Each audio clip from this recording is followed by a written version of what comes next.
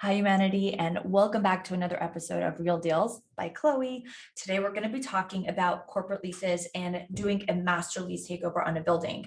Usually, this space is dominated by the larger players that are VC backed, such as Saunders and Blue Ground and Stay Alfred and Mint and Local and a bunch of different ones. And there's so many like Y Hotel, and there's a bunch of different business models to look at. So now it's a very interesting thing, though, because when you are now going to be establishing this brand new relationship with a developer or landlord, with either the new development ground up or the lease up that they're going through or the sell out they're going through, or just regular apartments that you're going to be leasing from them that are maybe vacant or on the market for some reason and they're not leasing for some reason, you're going to be taking them over and doing your Airbnb arbitrage or revenue share model there, depending on what you agree with the landlord.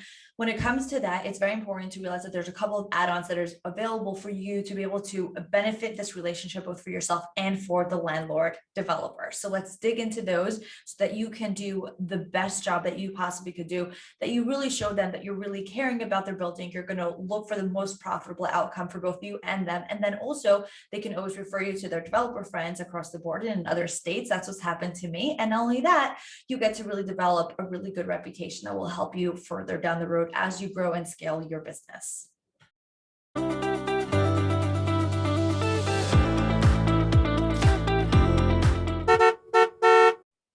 Alrighty, let's jump right into this. Okay, so now you are talking to a developer, you want to take over a master lease on one of their apartment buildings. Whether it's vacant or not, you're going to come in there and you're going to tell them what they can get and how they can do better by trusting your business model. There are a couple of upsells that you could do to make you stand out from your competition. But the first and foremost, I need you to really understand the ethical and the moral undertaking that you're committing to now in your business. It is very important for me that everybody that I teach and influence in terms of investing in this Airbnb arbitrage sort of level is that you're really dealing with hospitality, with people. There's a lot of care that's involved, and I do not want you to do this just because you want to 3x your money. This is not the way. Like if you want to just go invest in crypto, you can get 30% returns. This type of investment is a long-term investment. You're doing this to build a relationship, to really build wealth for yourself, for the developer, and for the future of your legacy family, wherever the money is going to be going. So step number one, when you're approached with a deal, and I actually have 2 deals on my table right now that I think I'm going to be able to maybe work through them a little bit with you on this video so that it's a little bit more interesting than just me talking.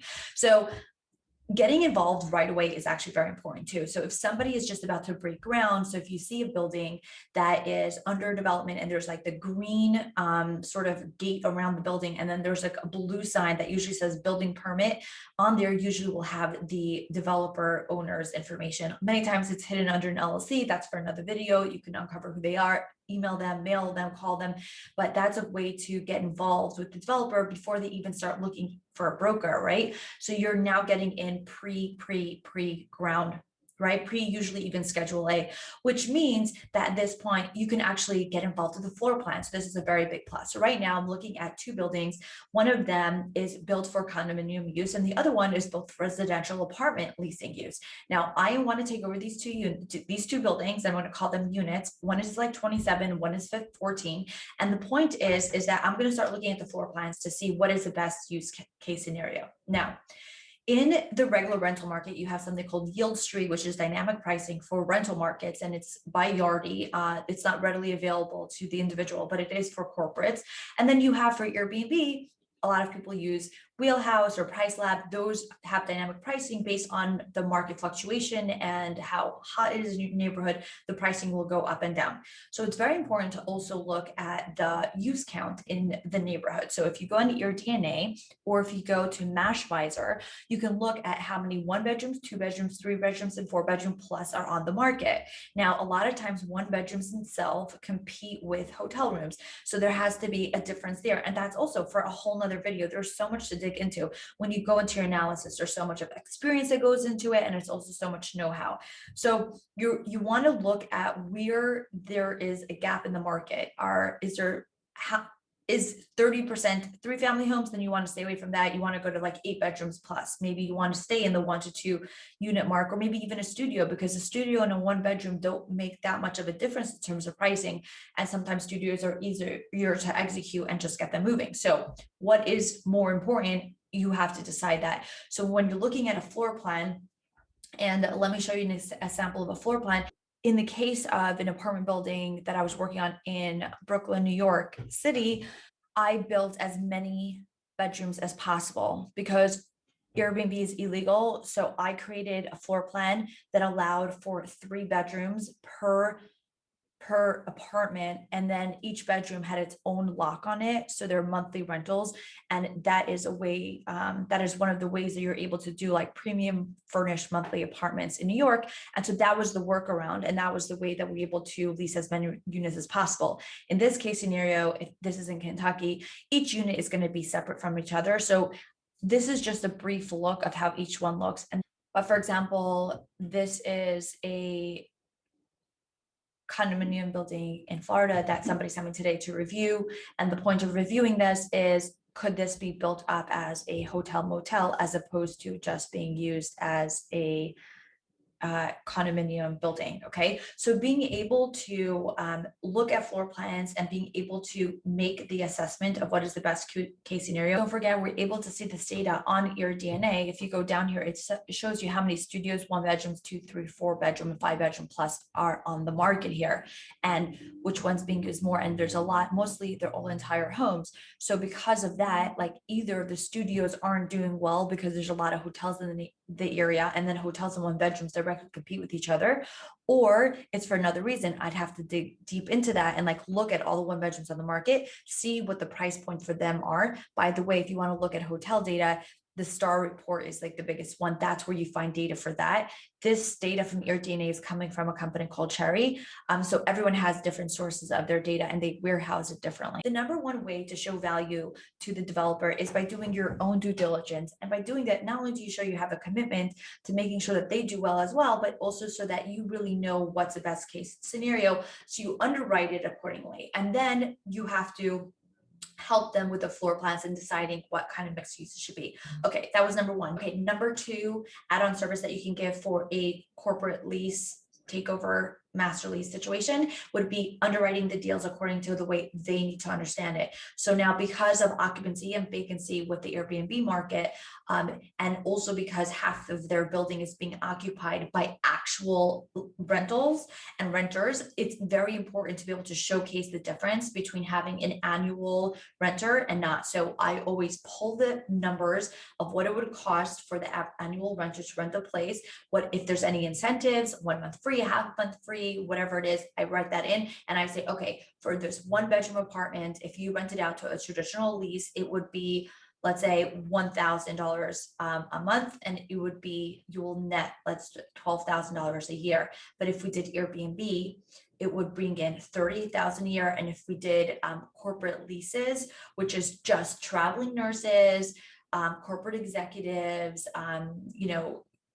UPS pilots, things of that nature that stay on a month-to-month basis, or like traveling medical representatives, those people pay a premium. So we run those numbers. So we say if it was a standard lease, it'd be 12,000. If it was a corporate lease, you'd make 20,000. If it was an Airbnb, you make $38,000 a year. So now they're able to see that. And I usually do a pro-forma of 5 years. So I built that out as an actual pro-forma.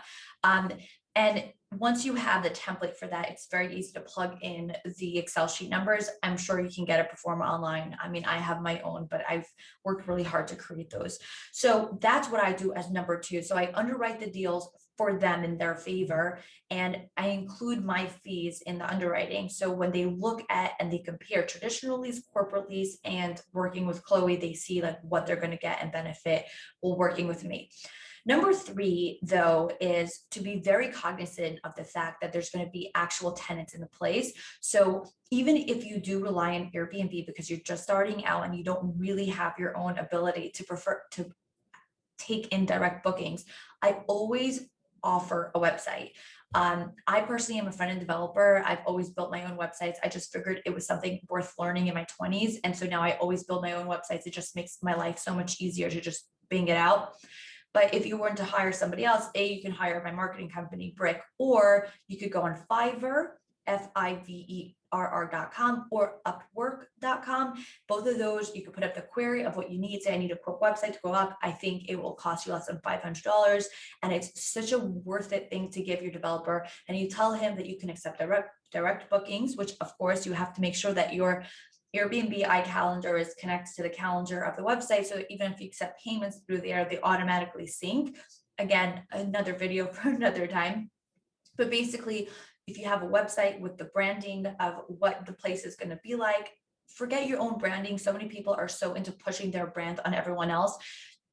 That's not your legacy. Your legacy is not having Chloe Cohen all over the place. Your legacy is creating local jobs, local occupancy rates. Like, your legacy is the fact that you are doing hospitality better than anyone else. Your legacy is the fact that money in the bank is sending your kids to college and taking care of grandma. Like, that's your legacy. And if you want to put your name on the wing of a hospital, you can absolutely do that when you're a multimillionaire. But for right now, making them take on your silly name, like Hills Homes 321 or LLGG 123, like don't push yourself on them. Just remember, in negotiation, a win-win does really get you far. Take their needs into consideration and you'll get really far with that. So that was number 3, build them a website for direct booking. But even if you don't have the people and you don't have the direct traffic, which I do have, but if you're starting out and you don't have that yet, what you do is you do rely on Airbnb. That's absolutely fine. You do rely on corporate sites. That's absolutely fine.